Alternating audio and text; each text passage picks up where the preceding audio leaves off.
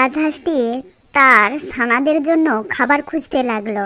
হঠাৎ জঙ্গলের এক ঝোপে একটা শিকারী সেই হাঁসের দিকে বন্দুক তাক করে লক্ষ্য করেছিল। হাঁসটি কিছুই টের পেল না, কিন্তু বাঘ দূর থেকে সব খেয়াল করছিল। সে শিকারীকে দেখা মাত্রই জোরে জোরে ডাকতে শুরু করলো।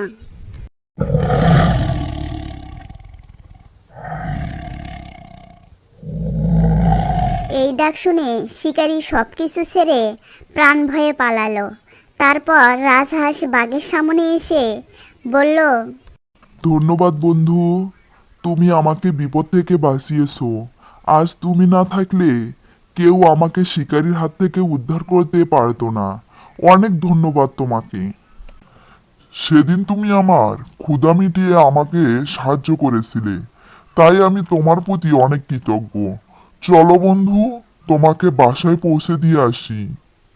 ঠিক আছে, চলো বন্ধু। তারপর দুজন দুজনের এই উপকারের জন্য সারা জীবন তারা বন্ধুর মতো হয়ে থাকলো।